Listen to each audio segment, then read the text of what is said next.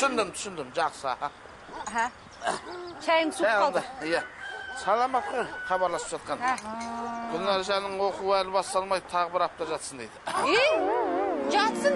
Маған қолғанат болып жақсы болатын болды.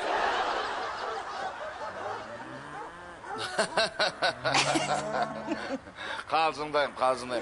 Апаңда сағыныпты, ертеңгі автобусқа салып жіберші қызымды дейді. Ура! Рахмет Халилаллаға. Ура! Рахмет әпте. Сендер күжей ме? Ақбелерің кеткенге көңілдерің түсемәдісің. Халилаллаға ұрыспаңызшы. Осындай керемет хабар келгенде ешкімге ұрысуға болмайды. Идеяным. Мен кеттім. Жұпанға бар. Айт деймін. Гүлнар әпке де еркелетеді екен ғой. Қаладан келгені бері. Бірінші рет еркелетіп тұр. Қой, рас па?